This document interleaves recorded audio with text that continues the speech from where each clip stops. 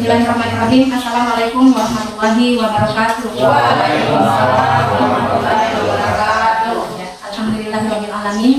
Puji syukur atas kehadirat Allah Subhanahu wa taala karena pada kesempatan kali ini kita diberikan nikmat kesehatan serta kesempatan untuk kembali bersama dalam mengikuti kegiatan di komunitas belajar kita guna untuk mengikuti diseminasi yang hari ini saya laksanakan masih dalam rangkaian program pendidikan guru penggerak yang saat ini telah saya ikuti. Salawat dan salam tanpa pula kita kirimkan kepada baginda Rasulullah SAW, kepada keluarganya, sahabat, dan insya Allah sampai kepada kita semua umatnya yang setia dengan ajaran beliau di akhir zaman. Bapak Ibu yang saya hormati, kebetulan hari ini Bapak Kepala Sekolah belum sempat untuk membersamai kita pada kegiatan kali ini karena masih ada beberapa hal yang masih beliau selesaikan. Oleh sebab itu, saya mengucapkan terima kasih yang tak terhingga atas kesediaan, atas kesempatan Bapak Ibu semua yang masih sama-sama hadir di tempat ini. Kehadiran Bapak Ibu kami anggap sebagai satu bentuk dukungan dan support bagi saya dalam menyelesaikan setiap tahapan dalam program pendidikan guru penggerak ini. Baik Bapak Ibu sekalian, pada kesempatan ini diseminasi atau penyebaran pemahaman yang akan saya laksanakan adalah terkait dengan penerapan budaya positif di lingkungan sekolah kita. Sebagaimana kegiatan diseminasi yang sudah saya laksanakan beberapa minggu yang lalu dan dihadiri oleh pengajar praktik saya, itu kita sudah membahas bagaimana visi sekolah yang akan kita wujudkan bersama-sama. Di sana kita sudah melakukan serangkaian tahapan dalam merumuskan visi yang insya Allah visi tersebutlah yang akan menjadi kompas bagi kita semua dalam melaksanakan proses pembelajaran dan pendidikan di sekolah kita. Nah Bapak Ibu, tentunya untuk mewujudkan visi tersebut kita perlu menerapkan beberapa strategi. Salah satunya adalah penerapan budaya positif di sekolah. Nah oleh sebab itu dalam materi mengenai budaya positif ini saya ingin mengajukan pertanyaan pemantik terlebih dahulu kepada Bapak Ibu sekalian. Kira-kira apa yang bisa kita lakukan sebagai, mungkin kalau ada Bapak Kepala Sekolah, beliau sebagai pemimpin di sekolah ini dan kita sebagai Bapak Ibu Guru, kira-kira hal apa yang bisa kita lakukan untuk menciptakan lingkungan yang positif di sekolah kita? Ya, barangkali ada Bapak Ibu yang bersedia untuk memberikan pendapatnya, saya persilakan. Hal apa yang bisa kita lakukan untuk menciptakan lingkungan yang positif di sekolah kita? Jika ada tanggapan ya saya persilakan. Penetapan visi misi yang di sekolah tentunya salah satunya menunjukkan karakter pada peserta didik. Iya, terima kasih. Salah satunya adalah memperbaiki dan menumbuhkan karakter yang positif pada peserta didik. Ya barangkali ada lagi dari bagian bapak-bapak, hal apa yang bisa kita lakukan? Pertama kali yang bisa kita lakukan agar tercipta lingkungan yang positif di sekolah. Assalamualaikum warahmatullahi wabarakatuh. Ya, waalaikumsalam. Terima kasih atas kesempatan berpartisipasi. Salah satu upaya kita dalam menerapkan hal-hal yang bisa menimbulkan positif atau positif, yang pertama kita harus menanamkan kedisiplinan terhadap siswa-siswa kita. Kemudian kita juga setelah itu ya harus mendahului, kita mau perintah kepada siswa, kita juga harus bersikap disiplin terlebih dahulu. Barangkali hal-hal yang mungkin perlu kita tahu. Terima kasih. Ya, terima kasih atas partisipasinya. Barangkali masih ada lagi dari Bapak Ibu yang lain. hal apa yang bisa kita lakukan, langkah awal apa yang bisa kita lakukan untuk menciptakan suasana yang positif di lingkungan sekolah kita. Antara dari Bu Ayu ada? Saya sedikit dari saya untuk menambahkan dari teman-teman tadi. Yang pertama-tama yang kita lakukan menurut saya agar tumbuhnya budaya positif yaitu menumbuhkan rasa kerukunan, persatuan dan persaudaraan dari kita guru dan juga dari murid-murid. Kemudian yang kedua, meningkatkan rasa toleransi. Ya, karena kita ketahui bahwa di sekolah kita ini beragam, jadi kita lebih meningkatkan rasa toleransi kita sesama suku dan sesama agama. Mungkin itu dari saya. Baik, terima kasih atas tanggapan dari beberapa rekan semua.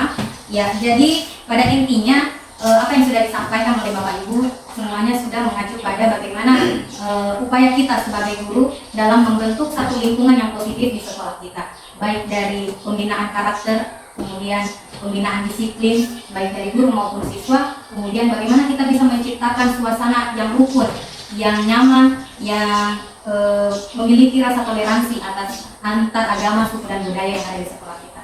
Ya, pada intinya ini semua akan merujuk pada satu titik di mana kita akan menciptakan suasana atau lingkungan yang positif di sekolah kita ini dengan cara kita menciptakan suasana bagi murid-murid agar mereka merasa aman dan nyaman di sekolah ini. Mereka merasa tidak ada tekanan, tidak ada paksaan dalam bagaimana mereka belajar, bagaimana mereka mengembangkan potensinya. Itu semua yang akan kita ciptakan di lingkungan yang positif. Ya, sehingga sudah benar tadi apa yang sudah disampaikan oleh Bapak Ibu mengenai upaya-upaya kita dalam menumbuhkan atau menciptakan suasana lingkungan yang positif di sekolah. Nah, itu hanyalah sebuah pengantar Bapak Ibu, karena dari pengantar ini akan kita bahas dan kita kupas secara mendalam sehingga kita bisa menemukan dan menyimpulkan budaya positif seperti apa yang akan kita terapkan di sekolah kita. Untuk itu, sebelum saya paparkan terkait aspek-aspek apa yang harus kita penuhi dalam melaksanakan budaya positif ini, saya ingin mengajak Bapak Ibu dulu ice breaking supaya tidak terlalu tegang. Ice breakingnya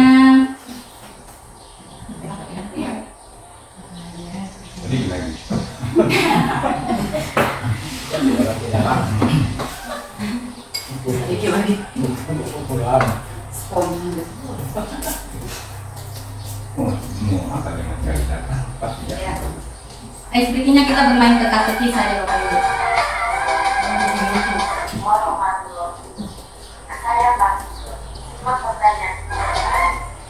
Ya, silakan dijawab. Negara mana yang hanya terdapat 2 wanita saja? Itu jawabannya, kita lihat. Oke, sekarang yang kedua, ada waktunya. Benda apa yang kalau diikat baru bisa jalan? Pocong. Yang kali ini jawabannya adalah ini 10 detik kayaknya.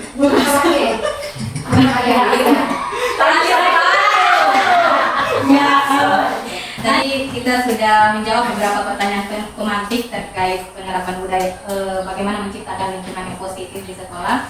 Maka selanjutnya kita akan membahas beberapa aspek yang akan kita lakukan dalam menciptakan budaya positif itu sendiri.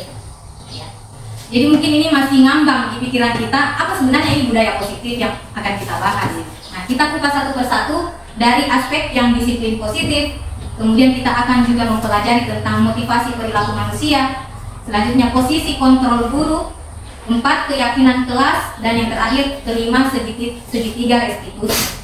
Bukan segitiga prostitusi ya, segitiga restitusi. Oke. Mungkin ini beberapa kata yang ada di slide berikut mungkin masih awam bagi kita semua, dan saya pun nanti di pendidikan guru penggerak ini menemukan konsep-konsep seperti ini. Ya, baik Bapak Ibu, kita bahas dari yang aspek pertama, disiplin positif. Apa makna disiplin positif sebenarnya? Sebelum kita mengupas lebih dalam apa terkait makna disiplin positif, maka ada teori yang akan kita bahas terlebih dahulu supaya pemahaman kita satu arah. Nah, saya ingin mengajak mengajak Bapak Ibu, mungkin ini bisa dibilang games, mungkin juga ini bisa dibilang activity. Coba Bapak Ibu secara berpasangan, atau saya minta sebagai modelnya mungkin Ibu Ayu dengan Ibu Yulfi. Ya. Saya minta kesediaan Ibu Ayu untuk mengepal tangannya. Ya. Anggaplah Ibu Ayu membayangkan bahwa di tangan Ibu Ayu itu Ibu Ayu menyimpan sesuatu yang sangat berharga bagi hidup Ibu. Ya apa ya? Oke. Selanjutnya saya minta kesediaan Ibu Yulfi. Ya. Jadi tugas rekan Anda atau Ibu Yulfi adalah mencoba dengan segala caranya untuk membujuk Ibu Ayu agar dapat membuka kepalan tangannya. Segala cara, bentuk cara apapun dapat Ibu Yulfi lakukan, entah dengan cara membujuk, merayu, memarahi, mengkritik, dan sebagainya. Itu terserah dari Ibu Yulfi. Mari dipraktekkan, silakan. Ya, silakan Ibu Yulfi. Kasih jauh. Satu saja kan? Bisa dibuka tangannya? Tidak bisa. Tidak bisa. Kenapa tidak bisa dibuka? Karena sesuatu yang berharga di dalam. Bukannya sesuatu yang penting itu yang berharga harus dibagi-bagi juga. Iya. Iya, tapi belum saatnya untuk dibagi. Tapi kita berteman, Bu. Iya. Mulai goyang Ibu Ayu. Bukan sama teman itu harus saling tukar pikiran. Iya, tapi ini yang sangat pribadi. Jadi belum bisa untuk diperlihatkan sama orang lain. Oke, bagaimana kalau sudah cukup kita lanjutkan? Iya, sudah. Ya. Sepertinya tidak berhasil. Tidak berhasil bujukannya. Ya, terima kasih atas partisipasinya dari Bapak Ibu. Ya, apa maksud dari permainan tadi, mengepal tangan dan ada bujukan dari orang lain agar si Ibu Ayu bisa membuka kepalan tangannya yang berisi sesuatu yang berharga bagi dia. Di sini saya ingin bertanya kepada Bapak Ibu, kepada Ibu Ayu tadi yang mengepal tangannya. Mengapa Ibu tidak mau membuka kepalan tangannya meski sudah berbagai cara dilakukan oleh teman-teman untuk membujuk Ibu Ayu? Iya. Karena yang ada di kepalan tangan saya itu adalah sesuatu yang sangat berharga yang pada saatnya nanti akan saya wujudkan dan belum untuk saat ini saya utarakan. Baik. Ya, terima kasih, bertepuk tangan untuk ya, terima kasih. Jadi itulah alasan Ibu Ayu tidak mau membuka kepalan tangannya. Nah, dari sini kita bisa tahu bahwa yang berhak mengontrol sesuatu yang berharga ada pada diri kita itu siapa sebenarnya? Yang membujuk atau pribadi masing-masing? Itulah yang dimaksud yang akan kita kupas pada hari ini. Kontrol kita sebagai seorang guru. Ya. Jadi berdasarkan teori kontrol dari seorang psikologi pendidikan, Dr. William Glasser, ya, dalam bukunya dia mempunyai satu teori yang dinamakan dengan teori kontrol. Jadi menurutnya seseorang itu, kita tidak dapat mengontrol orang lain. Yang dapat mengontrol diri kita sendiri hanyalah kita, hanya diri kita sendiri. Kita tidak mampu untuk memaksakan apa yang kita mau kepada orang lain. Meskipun mungkin dalam bayangan kita saat ini, misalnya kita sebagai guru, kita mampu mengontrol anak-anak, kita mampu memaksa mereka untuk melakukan seperti apa yang kita inginkan. Ternyata hal tersebut berbanding terbalik dengan kenyataan yang disampaikan oleh seorang psikologi pendidikan, bahwa yang mampu mengontrol murid adalah diri murid sendiri, bukan kita seorang guru. Jadi ini adalah miskonsepsi yang selama ini ada dalam paradigma berpikir kita semua sebagai seorang guru. Nah, bagaimana miskonsepsi ini sering terjadi? Saya berikan beberapa contoh yang selama ini pemahaman kita seperti ini, ternyata ini hanyalah sebuah ilusi. Yang pertama, ilusi guru dapat mengontrol murid. Seperti tadi sudah saya sampaikan. Selama ini kita berpandangan bahwa murid kita yang kontrol murid-murid untuk melakukan sesuatu. Yang kedua adalah ilusi bahwa semua penguatan positif itu efektif dan bermanfaat. Jadi semua pujian, semua apresiasi, selama ini kita pikir kalau kita memberikan pujian, apresiasi, penghargaan itu dapat memberikan dampak yang efektif bagi perkembangan karakter murid. Yang ketiga, ilusi bahwa kritik dan membuat orang merasa bersalah dapat menguatkan karakter. Nah, ini juga yang sering sering terjadi bahkan di lingkungan rumah, mungkin bagi kita yang sudah berumah tangga, mendidik anak dengan sebuah kekerasan baik fisik maupun verbal, itu kita pandangannya rata-rata kalau pandangan atau perspektifnya orang tua di zaman-zaman dahulu memang seperti itu. Ketika kita melakukan kekerasan pada anak-anak baik fisik maupun verbal, itu kita anggap dapat menguatkan karakternya. Namun sebenarnya ini adalah sebuah ilusi. Tidak sepenuhnya kekerasan itu dapat membentuk mental atau karakter anak-anak menjadi lebih kuat. Ilusi bahwa orang dewasa memiliki hak untuk memaksa. Ya, kita pasti sadari bersama bahwa kita sebagai orang dewasa, sebagai guru, kita pasti memiliki kekuasaan, merasa memiliki kekuasaan untuk memaksa anak-anak melakukan sesuatu yang mungkin saja saat itu dia tidak ingin melakukan hal tersebut. Ya, kita memaksa anak-anak misalnya maju di depan menyanyi lagu ini, maju di depan membaca dengan nyaring. Mungkin saja anak itu mempunyai potensi yang tidak sampai di situ. Dan kita sebagai guru, kita sering memaksa harus anak tersebut melakukan apa yang kita inginkan. Sehingga ini semua yang akan kita luruskan bersama dalam kesempatan ini. Nah, lalu Bapak Ibu, bagaimana seseorang bisa berubah dari paradigma stimulus ke respon kepada pendekatan teori kontrol tadi? Ya, jadi di sini lebih lanjut seorang psikologi pendidikan yang lain bernama Stephen R. Covey, ya, dia merumuskan bahwa ketika kita memberikan stimulus maka ada juga respon, ada aksi, ada reaksi.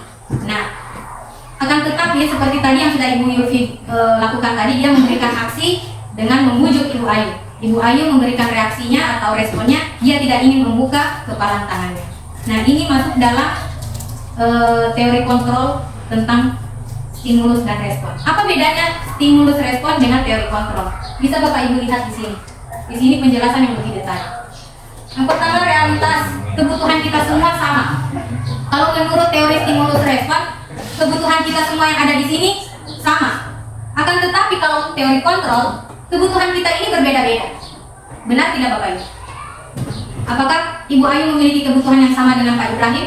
Tentu saja tidak. Apakah peserta didik kita di dalam kelas memiliki kebutuhan yang sama dalam belajar? Jelas tidak. Ada anak yang saat hari ini dia butuh misalnya, saya sudah harus tahu perkalian. Sementara ada anak-anak yang masih harus tahu dulu penjumlahan.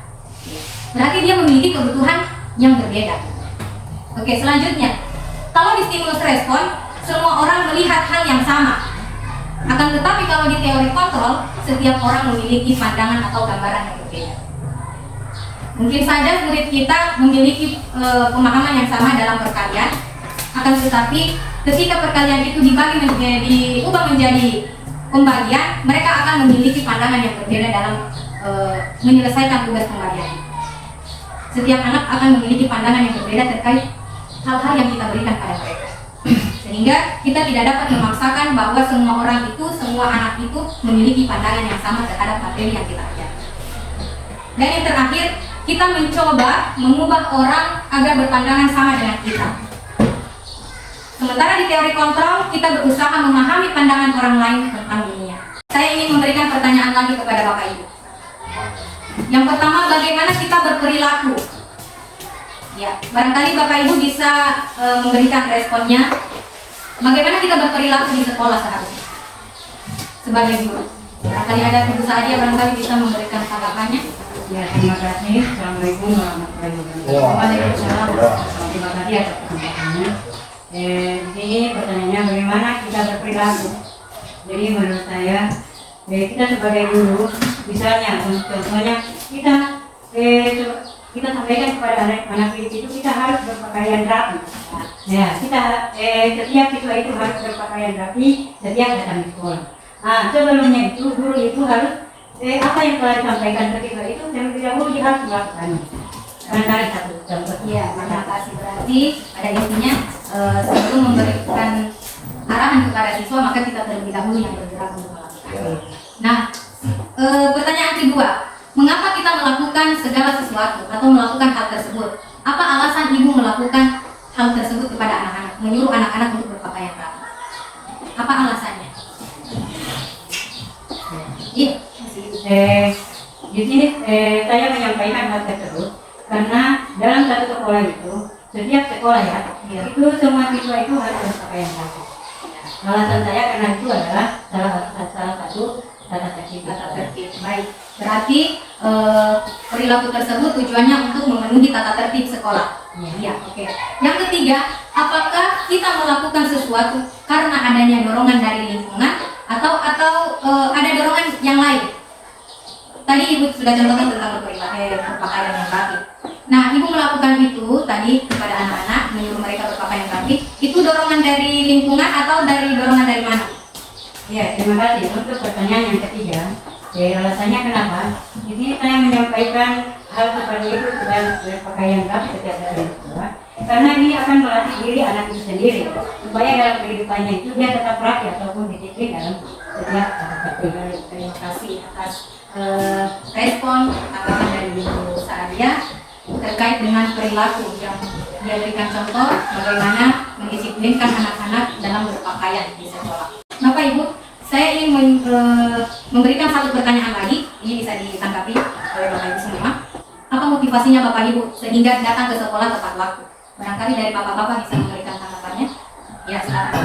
Kalau menurut saya, karena di dalam ilmu psikologi itu kan sempat belajar juga itu, anak itu adalah peniru yang baik. Nah, kalau kita tepat waktu, karena anak itu belajar dari apa yang dia lihat. Nah, kalau dia lihat gurunya sudah masuk di kelas duluan, pasti akan bakalan itu. Saya kira seperti itu. Oke, terima kasih atas responnya dari Pak Bambang. Menurut Bapak Ibu, apa yang dilakukan oleh pendapat yang disampaikan oleh Ibu Jalwia dan Pak Bambang tadi itu, apakah motivasi yang tumbuh dari dirinya sendiri atau dari luar kendali dirinya? Menurut saya dua-dua sih, karena Ya. dari kita kerjakan itu adalah tuntutan. Juga misalnya macam untuk kalau misalnya kerja kan kita bagaimana ya? Kalau kerja kita itu tuntutan kita karena kita sudah tercover di dalam satu instansi misalnya, itu tuntutan dari kita. Sementara dari luar kita harus mendidik murid juga, begitu. Jadi dari faktor lingkungan, faktor luar dan dalam diri kita sendiri itu sebenarnya sambung. Iya. Barangkali ada dari Bapak Ibu yang lain, apakah sepakat dengan apa yang disampaikan oleh Pak Bambang atau ada pendapat yang lain? Oke, kalau tidak ada kita lanjut. Ya, jadi apa yang sudah disampaikan oleh Pak Bambang tadi itu ya sudah sesuai bahwa apa yang dilakukan oleh mereka itu adalah dorongan atau motivasi yang berasal dari dirinya sendiri dan juga dari lingkungan. Nah, saya mau tanya lagi satu pertanyaan lagi. Apakah dari kedua motivasi tersebut atau dorongan tersebut mana yang lebih kuat menggerakkan Bapak Ibu sehingga datang tepat waktu? Apakah faktor eksternal atau internal? Internal. Iya, karena kan mengajar adalah tuntutan juga. Kalau misalnya macam bagi guru kan mengajar adalah tuntutan mereka sudah tercover. Ya. Jadi lebih dominan itu adalah faktor dari diri sendiri. Baik. Berarti posisi kontrol Pak Bambang sudah mulai terbentuk karena yang paling kuat mendorong beliau untuk datang tepat waktu ke sekolah adalah dorongan dari dalam diri sendiri. Nah, inilah yang akan kita bentuk pada murid-murid kita, memiliki motivasi intrinsik atau yang berasal dari dalam diri. Motivasi atau dorongan dari luar itu juga penting karena itu merupakan stimulus bagi kita. Bagaimana kita mau melakukan sesuatu juga jika tidak ada dorongan dari luar. Nah, oleh sebab itu ini sebenarnya kesimpulannya.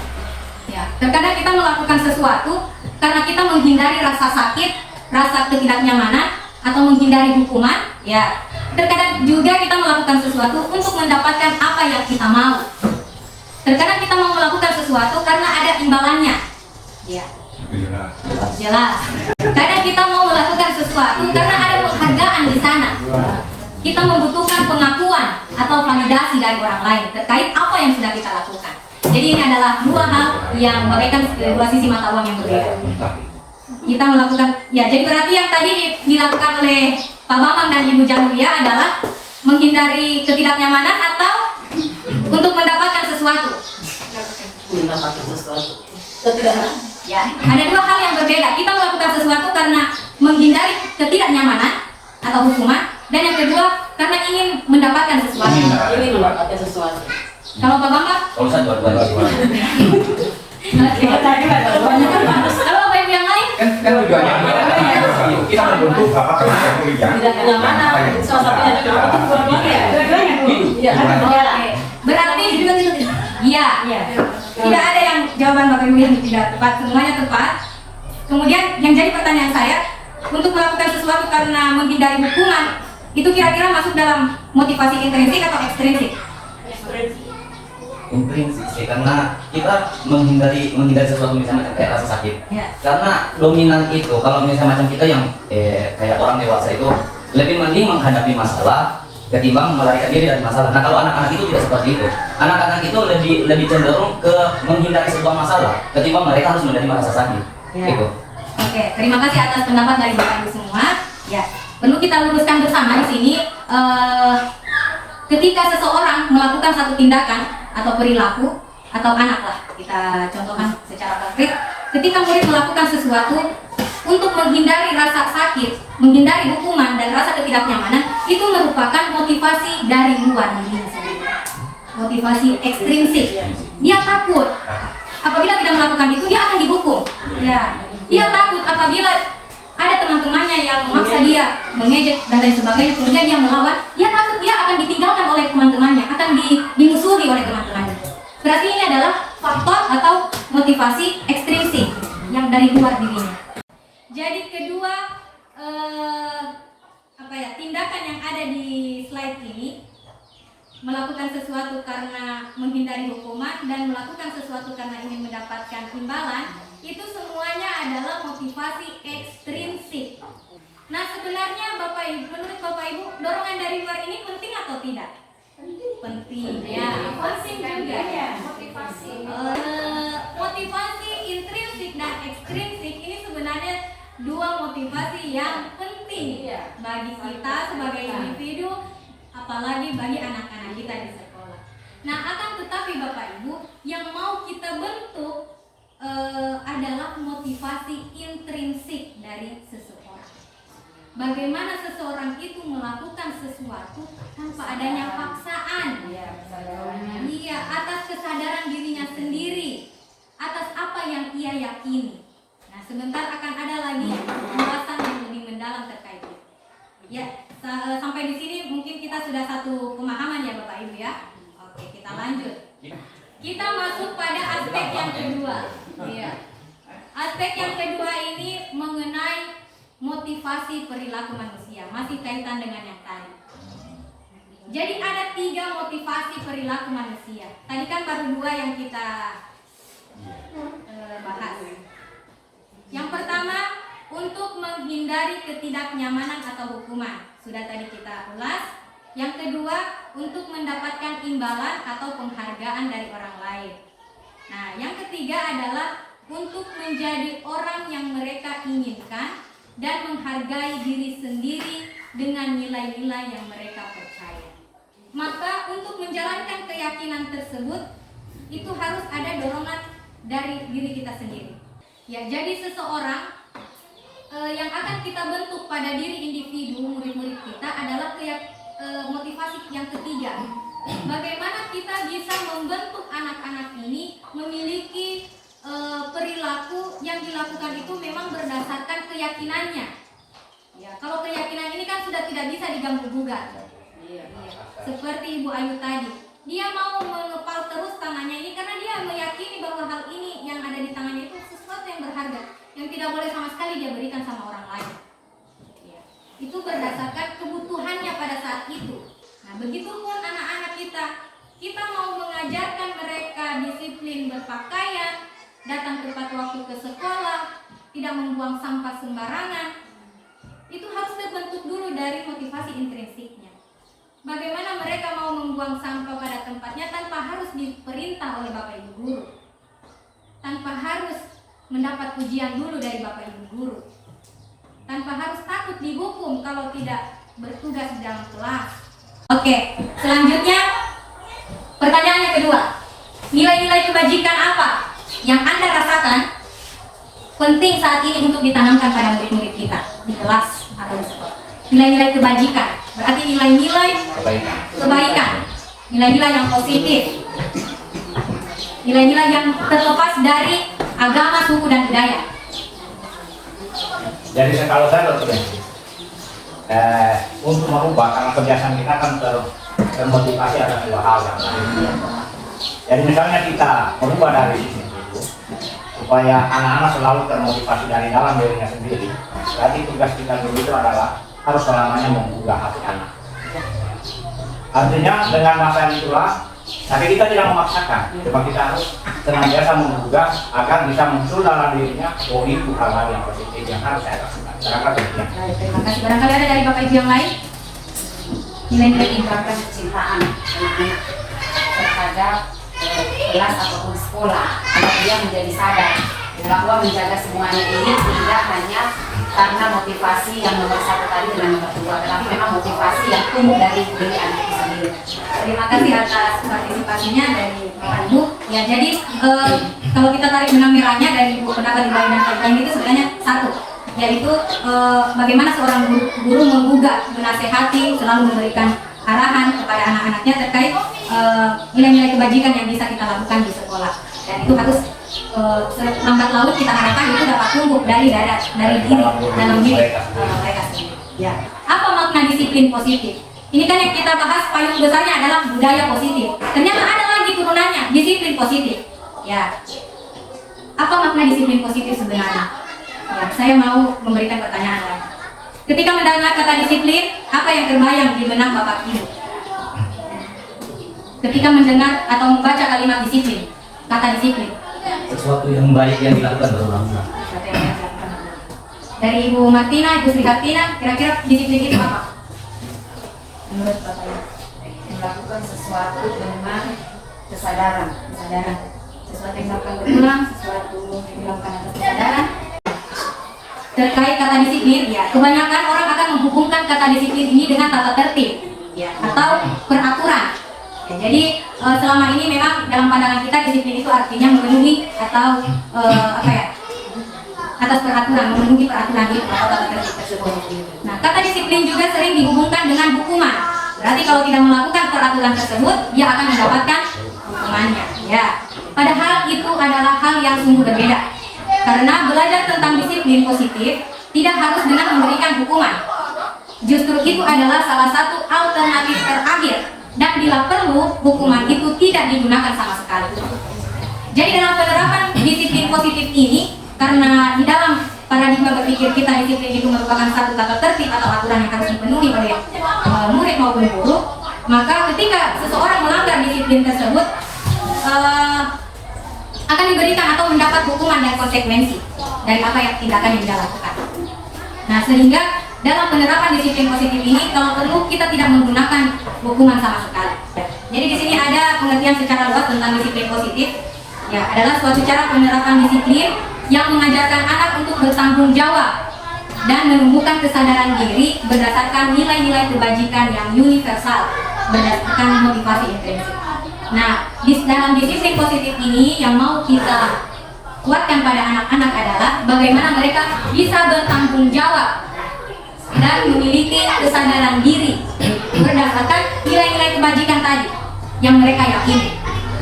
Kalau nilai-nilai kebajikan yang hanya sekedar tertempel, tertulis, itu belum tentu diyakini oleh anak-anak di mana. Jadi dari disiplin positif inilah yang akan kita bentuk pada anak-anak agar mereka bisa bertanggung jawab terkait keyakinan kelas yang akan mereka yakini bersama-sama. Nah, ini tujuannya. Apa tujuan dari disiplin positif? Ya, adalah untuk menanamkan motivasi yang ketiga tadi, ya, yaitu menjadi orang yang mereka inginkan dan menghargai dirinya sendiri dengan nilai-nilai yang mereka percaya. Nah, sekarang tadi kan yang kita sebutkan adalah meyakini nilai-nilai kebajikan. Apa itu nilai-nilai kebajikan universal? Ya, bisa Bapak Ibu lihat di slide. Nilai-nilai kebajikan universal adalah nilai-nilai kebajikan yang disepakati bersama, lepas dari suku, bangsa, agama maupun latar belakang kita. Nilai-nilai kebajikan ini akan tercermin melalui profil pelajar Pancasila. Inilah yang dicita-citakan oleh Ki Hajar Dewantara, Bapak Pendidikan kita, dan yang dicita-citakan oleh tujuan pendidikan nasional kita. Adalah nilai-nilai yang berada pada profil pelajar Pancasila. Nah, di profil pelajar Pancasila ada 6 dimensi yang harus dicapai atau yang harus kita tumbuhkan pada murid-murid kita. Yang pertama, dimensi beriman bertakwa kepada Tuhan Yang Maha Esa dan berakhlak mulia. Ini yang paling pertama akan kita tanamkan. Kemudian bernalar kritis, kreatif, bergotong royong, dan berkebinekaan global. Nah, ini adalah nilai-nilai kebajikan yang akan kita bentuk pada anak-anak kita. Ini terlepas daripada agama, suku, dan budaya. Kita masuk pada teori tentang hukuman dan penghargaan. Saya ingin bertanya Bapak Ibu, Apa yang Bapak Ibu lakukan apabila ada siswa yang hampir setiap hari tidak mengerjakan tugasnya atau PR-nya? Coba Ibu Martina barangkali ya, apa tindakan Ibu ketika menghadapi siswanya ada yang tidak mengerjakan tugasnya? Saya setuju dengan pendapatnya Pak tapi yang kedua ada itu yang pertama itu memberikan hukuman. Contohnya hari ini dia tidak kerja PR, biasanya kita kasihkan soal lain, soal tambahan. Oke. Iya, itu tambahan dari Ibu Martina. Pendapat yang luar biasa. Ada tambahan dari beliau. Ya, jadi selama ini yang dia lakukan adalah salah satu caranya memberikan hukuman dengan memberi tugas tambahan pada anak tersebut apabila tidak mengerjakan tugas. Selama ini pandangan kita bahwa tindakan terhadap suatu pelanggaran pada umumnya berbentuk hukuman atau konsekuensi. Ya, benar. Kalau orang melakukan pelanggaran dalam paradigma berpikir kita, kalau orang atau murid melakukan pelanggaran berarti dia harus siap menerima hukuman atau konsekuensinya. Ya, oke. Nah, Bapak Ibu, di sini ada satu program atau langkah yang tepat untuk dapat kita lakukan dalam menangani pelanggaran yang dilakukan oleh murid-murid kita. Itu namanya program disiplin positif yang dinamakan dengan restitusi. Apa sebenarnya restitusi itu?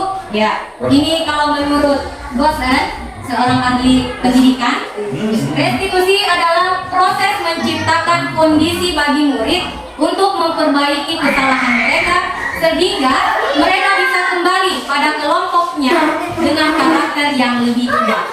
Jadi restitusi ini adalah satu upaya yang positif untuk kita lakukan pada anak murid kita, yaitu restitusi. Restitusi ini adalah suatu tindakan di mana kita menciptakan satu kondisi bagi murid untuk memperbaiki kesalahan-kesalahan atau pelanggaran yang mereka lakukan.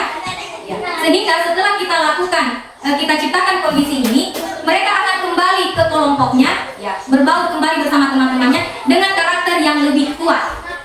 Hukuman dan penghargaan itu adalah yang sudah kita tahu bersama, itu adalah motivasi eksternal. Bisa membentuk karakter anak, akan tetapi karakternya itu hanya dalam jangka waktu yang singkat, tidak bertahan pada jangka waktu yang lama. Sementara kalau dia memiliki motivasi intrinsik, ya, apa yang dia yakini itu akan terus berulang sampai akhir hayatnya akan dia lakukan. Karena dia sudah yakini dan dia rasakan manfaat. Ini bisa kita lihat perbedaan hukuman, konsekuensi, dan restitusi. Yang pertama, hukuman. Hukuman itu bersifat tidak terencana atau tiba-tiba. Kalau dia hukuman bersifat terencana, dia tidak terencana dan tiba-tiba. Kalau konsekuensi, dia sudah terencana. Konsekuensi ini sudah terencana, sudah disepakati bersama dengan murid. Dan ini sifatnya untuk memonitor para murid. Sifatnya lebih kepada mengawasi para murid. Dia sudah direncanakan, sudah dibahas dengan murid. Akan tetapi, hukuman dan konsekuensi ini belum efektif juga membentuk tanggung jawab atau membentuk karakter anak-anak yang memiliki motivasi intrinsik. Apa yang lebih efektif? Yaitu restitusi tadi. Lalu restitusi dia bersifat kolaboratif yang mengajarkan murid untuk mencari solusi atas masalahnya. Seperti yang diutarakan Pak Ibrahim tadi, ya, beliau sudah mencoba untuk berupaya memberikan restitusi pada anak-anak. Yaitu dia memanggil anak itu, memberikan nasihat terkait tindakan pelanggaran yang dia lakukan. Ya, ini ada kolaboratif antara guru dan murid. Ya. Sebelum kita lanjut bagaimana cara mempraktikkan restitusi, ya, saya antar dulu bagaimana kita membuat keyakinan kelas atau keyakinan sekolah. Untuk keyakinan sekolah atau kelas, ini guru berperan dalam mewujudkan terbentuknya keyakinan sekolah atau kelas dengan adanya kesepakatan antara guru dan murid. Jadi ini yang harus kita implementasikan di kelas masing-masing Bapak Ibu. Membuat keyakinan kelas, membuat kesepakatan kelas, bukan membuat peraturan kelas. Mengapa bukan peraturan saja yang kita pakai? Mengapa harus keyakinan? Ya. Karena kalau peraturan itu kemungkinan hanya kita saja yang hanya keputusan kita pribadi. Kalau keyakinan itu kesepakatan bersama antara guru dan siswa. Iya, oke, terima kasih tanggapannya Ibu Yulfi. Benar sekali. Kalau peraturan itu dia sifatnya memaksa, ya, sifatnya menekan, sementara keyakinan adalah sifatnya lebih fleksibel, lebih kolaboratif, ada kesepakatan. Berarti sama-sama senang, sama-sama sepakat dengan apa yang harus dilakukan dalam kelas atau sekolah ini. Pembentukan keyakinan kelas atau sekolah. Satu, keyakinan kelas ini dia bersifat abstrak. daripada peraturan yang lebih rinci dan konkret. 2. Keyakinan kelas berupa pernyataan-pernyataan yang universal atau umum. Ya. 3. Pernyataan keyakinan kelas senantiasa dibuat dalam bentuk kalimat yang positif. 4. Keyakinan kelas hendaknya tidak terlalu banyak agar supaya mudah diingat dan mudah dilaksanakan oleh anak-anak. Keyakinan kelas sebaiknya sesuatu yang dapat diterapkan di lingkungan kita ini. Dan yang terakhir, semua warga kelas hendaknya ikut berkontribusi dalam pembuatan keyakinan kelas. Ya, jadi ini langkah-langkah yang harus kita lakukan ketika di kelas. Ya, kita buat kesepakatan kelas ini di awal semester. Nah, keyakinan kelas inilah yang akan menjadi acuan anak-anak dalam bertindak, dalam berperilaku selama di sekolah atau di kelasnya masing-masing. Kita bayangkan kita sudah memiliki keyakinan kelas di kelas masing-masing. Nah, sebelum kita melakukan restitusi lagi, kita harus pahami dulu konsep 5 kebutuhan dasar manusia. Jadi kita memiliki kebutuhan yang berbeda-beda. Kebutuhan dasar manusia dibagi menjadi 5, yaitu bertahan hidup, kasih sayang atau rasa diterima, kemudian penguasaan, kesenangan, dan kebebasan. Saya ingin bertanya Bapak Ibu, jika ada anak yang makan di dalam kelas, kira-kira dia sedang memenuhi kebutuhan dasarnya yang mana? Makan itu adalah kebutuhan primer atau sekunder? Berarti dia harusnya masuk dalam bertahan hidup. Orang kalau tidak makan, orang kalau tidak makan ya kan? Tidak bisa bergerak. Tidak bisa tersenyum dan lain-lain. Tidak bisa belajar. Jadi kita harus paham, oh anak ini melanggar keyakinan kelas di tertib atau di disiplin. Dia makan dalam kelas. Berarti kita harus tahu dulu, oh anak ini sementara memenuhi kebutuhan dasarnya, yaitu kebutuhan bertahan hidup. Nah, maka dari itu konsep kita harus pahami konsep kebutuhan dasar manusia ini, karena ini pasti ada pada masing-masing anak didik kita, sehingga kita tidak salah dalam mengambil tindakan apa yang harus kita lakukan pada mereka. Oke, kalau ini mungkin Bapak Ibu sudah bisa memetakan sendiri perilaku negatif yang dilakukan anak-anak, kira-kira dia sedang memenuhi kebutuhan dasarnya yang mana. Nah, sekarang saya ingin jadi ada 5 posisi kontrol yang harus kita pahami juga Bapak Ibu. Oke, 5 posisi kontrol guru. Yang pertama, sebagai penghukum. Ini tidak sebagai penghukum. Guru yang berposisi sebagai penghukum. Kedua, ada guru yang berposisi sebagai pembuat rasa bersalah. 3, ada guru yang memiliki posisi kontrol sebagai pengatur. Ada juga guru sebagai teman, posisinya sebagai teman. Dan ada guru yang sebagai manajer. Saya ingin Bapak Ibu merefleksi diri masing-masing. Sadari diri masing-masing secara jujur. Selama ini, kira-kira Bapak Ibu ada dalam posisi kontrol yang mana? Saya tidak posisikan diri saya sebagai manajer.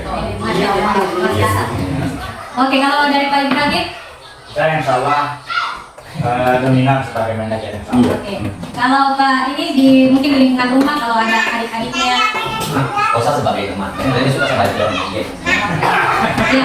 Ya, kesimpulannya Bapak Ibu, ini kesimpulannya di antara kelima posisi kontrol tadi, sebaiknya kita guru berada pada posisi kontrol manajer ya. Oke. Apa posisi kontrol yang selama ini sudah kita terapkan itu mungkin bagi kita sudah baik, bagi kita sudah efektif, tapi ternyata ada posisi kontrol yang lebih efektif daripada itu semua, yaitu sebagai manajer. Bagaimana kita akan mempraktekkan diri kita sebagai manajer dalam menangani masalah atau pelanggaran anak-anak terkait keyakinan kelas yang sudah disepakati bersama? Ada namanya segitiga restitusi. Kita sudah tahu tadi pengertian restitusi. Sekarang adalah tahapan dari restitusi itu sendiri dimuat dalam yang namanya segitiga restitusi. Ini yang akan kita terapkan sebagai guru yang berposisi kontrol sebagai manajer. Apa yang harus kita lakukan? Yang pertama, menstabilkan identitas. Apa yang dimaksud di sini? Ya, jadi ketika kita mendapati anak tersebut melakukan pelanggaran, kita panggil, kita ajak berdiskusi, berdialog, tidak di depan teman-temannya, tidak di depan bapak ibu guru, kita panggil di ruang khusus atau kita ajak berbicara barangkali di bawah pohon dimanapun, itu yang penting hanya berdua. Bagaimana cara menstabilkannya? Ada pertanyaan-pertanyaan pemandu yang bisa kita gunakan saat melakukan stabilitas identitas anak. Artinya di sini kita mau kembalikan anak ini dari identitasnya yang melakukan kesalahan menjadi identitas yang lebih tenang, menjadi identitas yang lebih menyadari kesalahannya. Jadi kita akan melakukan langkah pertama, misalnya kita panggil si Dani tidak mengerjakan tugas. Dani, kamu tahu apa yang kamu pasti tahu kenapa Dani Bapak ajak untuk ketemu atau berbicara. Kalaupun anak itu belum menyadari, maka kita akan beri kesempatan kepada dia mengingatkan kesalahan apa yang dia lakukan. Nah, setelah itu barulah kita akan menstabilkan identitasnya dengan memberikan pernyataan bahwa setiap orang itu pasti pernah melakukan kesalahan. Sehingga apa yang Dani lakukan hari ini pernah juga dilakukan oleh orang lain. Akan tetapi kesalahan ini bukanlah dukungan untuk kamu. Ya, jadi kita tidak mendukung kesalahannya. Akan tetapi kita hanya stabilkan bahwa setiap orang pasti pernah melakukan kesalahan. Nah, tinggal bagaimana kita akan memperbaiki kesalahan ini. Itu salah satu kalimat-kalimat yang bisa kita gunakan saat melakukan menstabilkan identitas. Kemudian yang kedua adalah validasi tindakan yang salah. Di sini akan kita validasi tindakan salah yang mana yang dia lakukan. Ya. Dan ini pasti tahu kan perbuatan tidak mengerjakan tugas atau PR itu adalah tindakan yang salah. Ya. Kalau dia identitasnya sudah stabil, dia akan secara sukarela mengakui kesalahan itu. Ya, saya tahu ini melanggar ini saya tahu adalah perbuatan yang salah. Tapi kalau identitasnya di awal belum stabil, dia akan terus berbohong, akan membela diri. Ya, itu pasti banyak terjadi pada anak-anak. Pasti banyak alasan yang akan dia kemukakan. Tapi kalau identitasnya sudah stabil, dia akan sukarela menyadari, ya betul Bu, saya berkelahi dengan ini dan saya lakukan ini kepadanya. Di validasi tindakan yang salah ini kita akan menanyakan alasannya. Apa alasanmu? Ya, setiap orang pernah melakukan kesalahan. Pasti kamu melakukan itu ada alasannya. Ibu bisa dengarkan apa alasanmu. Ini sebenarnya sudah sering kita lakukan.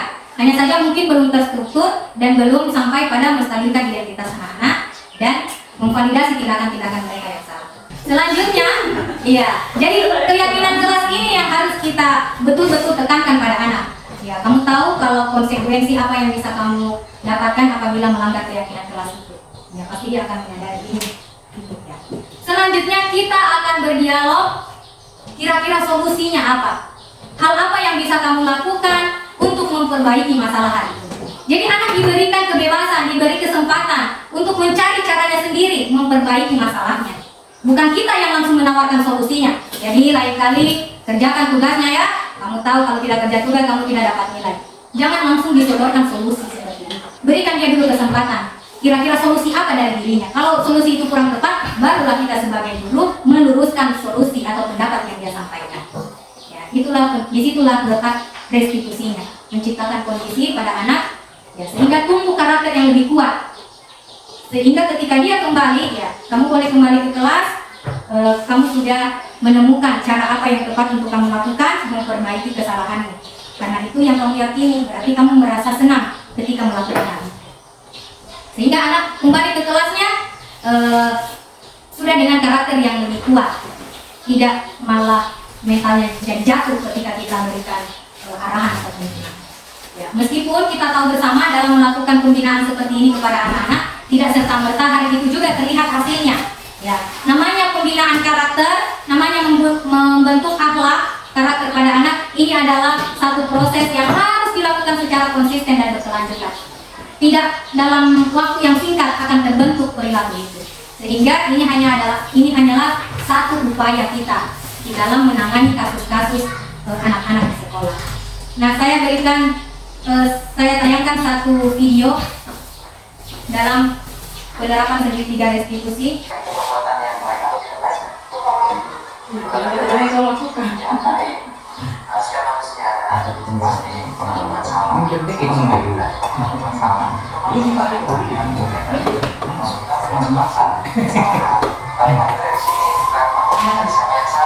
Ya, jadi kita dalam menciptakan suasana yang positif di lingkungan pendidikan kita, bisa kita mulai daripada pelaksanaan segitiga restitusi ini dalam menangani anak-anak yang melanggar keyakinan-keyakinan kelas. Oleh sebab itu Bapak Ibu, insya Allah ke depan kita semua bisa menerapkan apa yang sudah kita dapatkan hari ini. Bagi kita yang masih memiliki posisi kontrol di bagian 1 sampai 4, insya Allah setelah mengetahui posisi kontrol sebagai manajer ini bisa kita terapkan secara perlahan-lahan.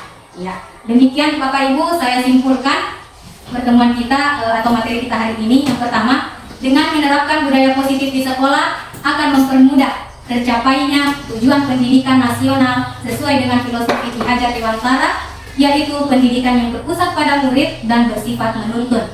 Kemudian yang kedua, secara keseluruhan visi sekolah mengarah pada penerapan budaya positif di lingkungan sekolah yang aman, nyaman, dan menyenangkan untuk membentuk profil pelajar Pancasila.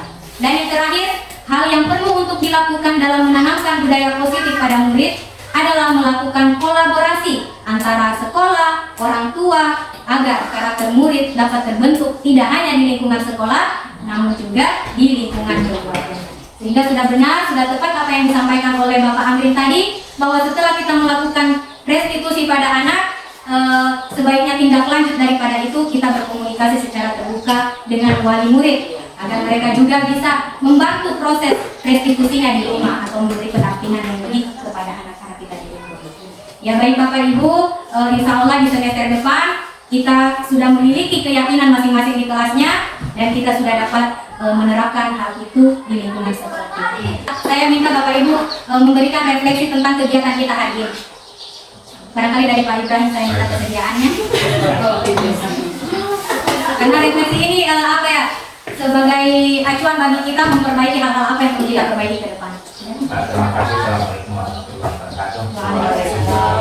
Setelah kita mendengarkan pemaparan dari awal hingga akhirnya, maka dalam hal ini kita berkali-kali berkesimpulan bahwa sesungguhnya pendidikan ini tidak berdasarkan hanya keinginan kita, tapi sesungguhnya keberhasilan pendidikan itu adalah kesepakatan antara kita dengan yang menjadi tujuan kita itu sesuai itu sendiri. Jadi keberhasilan pendidikan tergantung dari kita dengan kesesuaian. Terima kasih. Assalamualaikum warahmatullahi wabarakatuh. Terima kasih, beri aplaus untuk Bapak Ibu. Terima kasih untuk segala partisipasi Bapak Ibu, segala keluangan waktunya bagi saya. Ya, semoga hal-hal apapun yang kita diskusikan dalam hari ini dapat menjadi satu acuan bagi kita semua untuk memperbaiki kompetensi kita sebagai guru dalam memberikan pelayanan yang terbaik bagi anak kita di sekolah. Demikian, terima kasih. Assalamualaikum warahmatullahi wabarakatuh.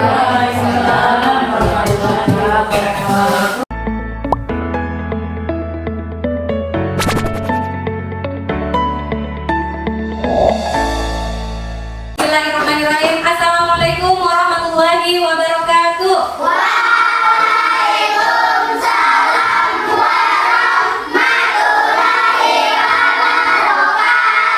Selamat pagi.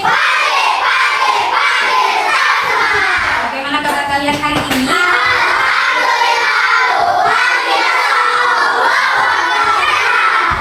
Alhamdulillahirrahmanirrahim. Puji syukur atas kehadirat Allah Subhanahu wa Ta'ala, karena pada kesempatan ini Allah memberikan kita kembali nikmat kesehatan, nikmat kesempatan, sehingga kita semua kembali bertemu untuk melaksanakan pembelajaran di kelas kita pada pagi hari ini. Nah, tak lupa pula kita kirimkan sholawat dan salam kepada tauladan kita semua, Nabi besar Muhammad Sallallahu Alaihi Wasallam. Ya. Baik anak-anakku sekalian, pada kesempatan ini sebelum kita mulai pembelajarannya, mari kita tepuk semangat terlebih dahulu ya. Oke, tepuk semangat.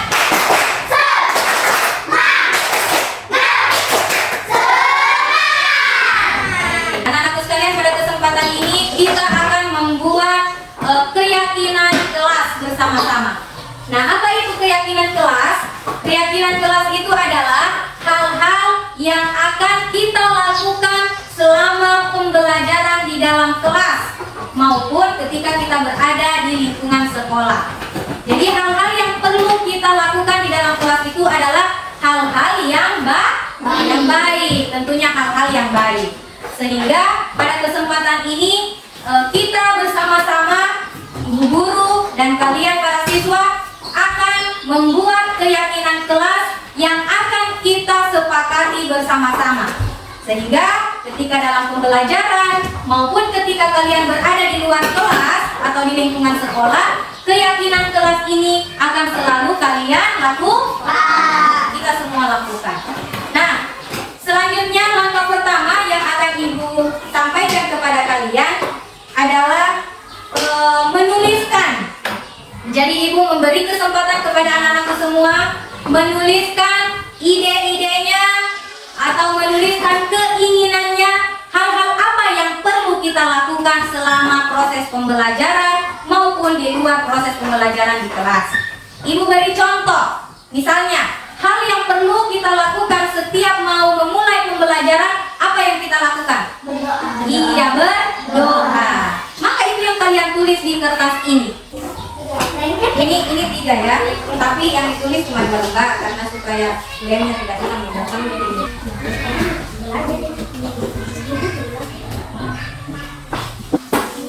Hal-hal baik apa yang harus kita lakukan selama di kelas?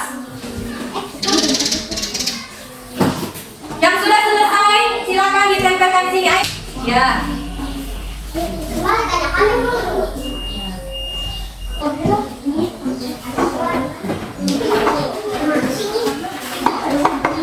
Anak-anakku sekalian, di sini sudah sangat banyak ide-ide yang kalian tuliskan. Maka Ibu ingin meminta salah satu dari kalian yang ingin membacakan beberapa keinginan dari teman-teman. Ya, siapa yang bersedia untuk membacakan beberapa ini? Ya, Wildan, silakan Wildan. Ayo. Ya, menghadap teman-teman, baca. Tidak boleh buang sampah sembarangan. Oke. Tadi yang sudah disebutkan dan yang sudah dibacakan, yang sudah kalian tuliskan tadi dan sudah dibacakan, ada tidak kalimat-kalimat atau keinginan yang sama tadi? Ada ya. Misalnya tadi ada yang menyebutkan tidak boleh membuang sampah. Ada juga yang menyebutkan di sini lagi tidak membuang sampah sembarangan. Ini sama atau tidak? Sama ya. Berarti ini bisa kita jadikan satu. Oke. Tidak membuang sampah sembarangan. Selanjutnya kita akan mengubah kalimat-kalimat yang masih negatif ini menjadi kalimat yang lebih positif. Kalimat yang lebih positif atau kalimat yang lebih baik dan mudah untuk kita ingat bersama-sama. Tidak membuang sampah sembarangan atau tidak membuang sampah di dalam laci, ini sama dengan perilaku menjaga apa? Kebersihan. Berarti kita tulis yang pertama, nilai yang ingin kita terapkan di dalam kelas adalah menjaga kebersihan. Ibu minta kesediaan dari Devi ya untuk menulis keyakinan kelas yang pertama ini. Ayo.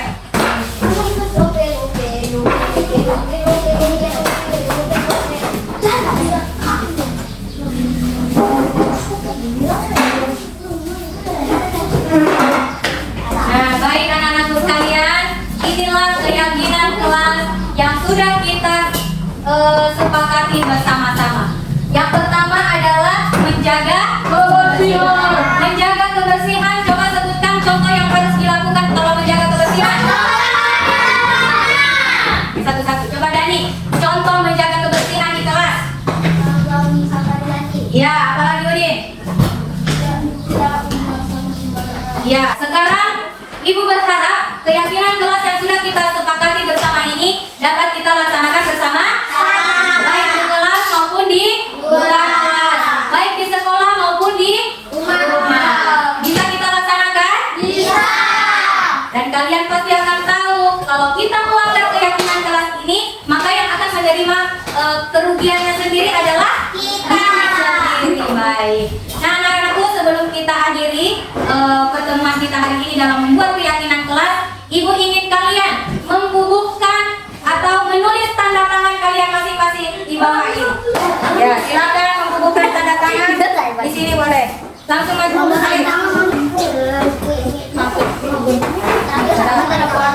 di sini kau Ibu. Ya. Setelah kalian menandatangani keyakinan kelas ini, artinya kalian sepakat bahwa hal ini harus kita laksanakan. Nah, nanti keyakinan kelas ini akan kita tempel di dinding kelas agar mudah kita ingat dan kita baca. Bisa anak-anakku? Bisa. Sekianlah pertemuan kita dalam menyusun keyakinan kelas hari ini. Terima kasih atas segala kesempatan dan ide-ide sangat luar biasa. Assalamualaikum warahmatullahi